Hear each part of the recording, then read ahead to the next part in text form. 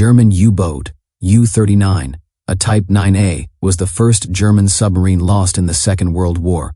On September 14, 1939, only 2 weeks into the war, U-39 attempted to torpedo the British aircraft carrier HMS Ark Royal southwest of the Hebrides in the North Atlantic. The torpedoes were launched correctly, but all of them detonated prematurely, a common technical problem early in the war. The failed attack revealed the submarine's position. 3 British destroyers escorting the carrier, HMS Falknor, HMS Firedrake, and HMS Foxhound, immediately counterattacked. They carried out a series of depth charge runs that caused catastrophic damage to the U-boat, forcing the crew to surface and abandon ship. U-39 sank, and all 44 crew members survived. They were rescued by the British destroyers and became the first German sailors captured by the Allies in the conflict. German U-27, a Type 7A, had a short but active career at the very start of the Second World War, and became one of the earliest U-boats lost in the conflict. U-27 was sunk on September 20, 1939, just 6 days after the sinking of U-39. On September 19, 1939, U-27 torpedoed and sank the British freighter SS Fame off the west coast of Ireland. The next day, British destroyers HMS Fortune and HMS Forester detected the submarine using ASDIC, early sonar. The destroyers carried out multiple depth charge attacks that severely damaged the U-boat. U-27 was forced to surface, where the crew scuttled the submarine to prevent capture. All 38 crew members survived and were taken prisoner by the Royal Navy. U-27 was one of the earliest German submarines deployed at the start of the war. Its sinking was part of the rapid British response to U-boat attacks in the western approaches. Its captain, Kapitänleutnant Gunther Kurz, later provided intelligence to the British about early U-boat operations. German U-12, a Type 2B, was one of the earliest U-boats lost in the Second World War, only a month after the war began. German U-12 slipped quietly from Wilhelmshaven on a gray October morning in 1939, heading out for what was intended to be a routine early war patrol. She was a small Type 2B coastal submarine, built for short missions in narrow waters, and her assignment took her toward the English Channel, an area already becoming one of the most dangerous stretches of sea in Europe. The Royal Navy had been working rapidly to seal off the channel with dense defensive minefields, hoping to prevent German submarines from slipping through to attack shipping in the western approaches. U-12 made her way westward over the next 3 days, threading through shallow waters where there was little room to dive and even less room to make mistakes. At some point on 8 October, as she approached the Strait of Dover, her luck ran out. There were no radio messages, no distress calls, and no reports of combat from British ships in the area. Instead, there was only silence. When the submarine failed to return to port, the Kriegsmarine could only assume she had been lost. And after the war, the evidence became clear. U-12 had struck one of the British mines laid across the channel, a single violent moment that destroyed the submarine and left her crew with no chance of survival. All 27 men aboard were killed, making U-12 one of the earliest U-boat losses of the war. Her disappearance underscored the deadly risks of operating small submarines in the confined, heavily defended waters of the channel. It also served as an early warning to the German Navy, which soon pulled most of its U-boats away from the region, recognizing that mines, silent, invisible, and indifferent to skill or bravery, posed a greater threat than surface ships in those first months of conflict. U-40 left Wilhelmshaven in mid-October 1939 with orders that would take her through one of the most dangerous corridors of water in Europe.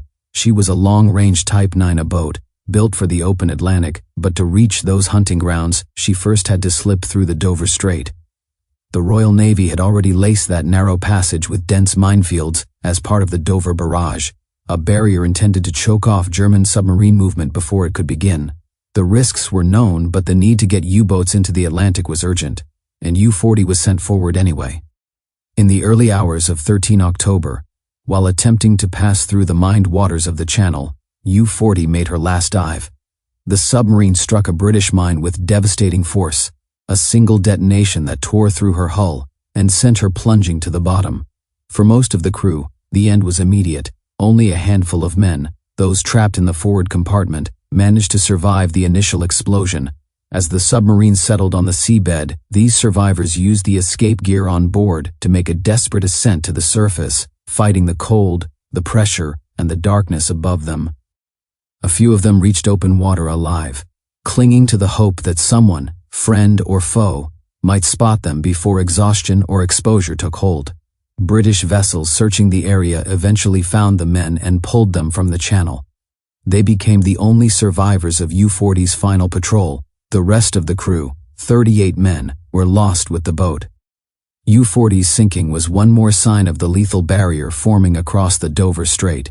Mines, silent and invisible, were proving more effective than patrols or destroyers in stopping U-boats from breaking out into the Atlantic. For the Kriegsmarine, the loss of U-40 so early in the war reinforced a lesson already being learned painfully. The channel, narrow and heavily sown with explosives, was not a route that submarines could use without expecting to pay a heavy price.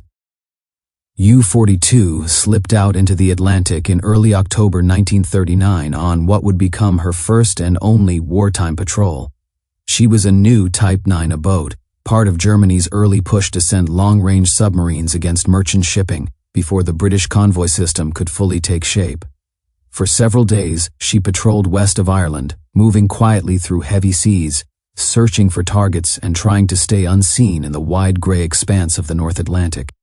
On 13 October, U-42 sighted a large merchant vessel, the British freighter Stonepool. Seeing an opportunity, her captain decided on a surface attack, hoping to use the boat's deck gun to save precious torpedoes. But the sea was rough, and as the gun crew struggled to load and fire, the Stonepool began to send wireless warnings. The noise and the flashes of gunfire gave away U-42's position, and two British destroyers, Imogen and Ilex, raced toward the scene. Within minutes, the destroyers were upon her. As U-42 attempted to submerge, the water around her erupted with depth charges. The concussions battered the hull and ripped through compartments, leaving the crew scrambling in darkness and flooding water. The damage was too severe for the submarine to stay down, and she was forced to surface again, listing and barely controllable. The destroyers opened fire immediately, raking the casing and conning tower as the crew tried to abandon the dying boat.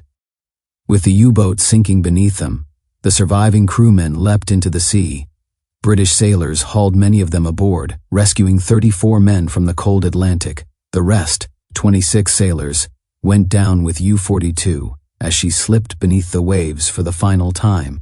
Her loss, so early in the war, was another reminder of how quickly the Atlantic had become a battleground. Surface attacks, once routine in the First World War, had become far more dangerous under the eyes of radar, radio, and fast-moving escorts. U-42's short career ended in the violent clash between old tactics and a new, rapidly adapting enemy. Thanks for watching. If you have a thought on the demise of any of these U-boats, drop it in a comment below. If you enjoyed the video, don't forget to hit the like and subscribe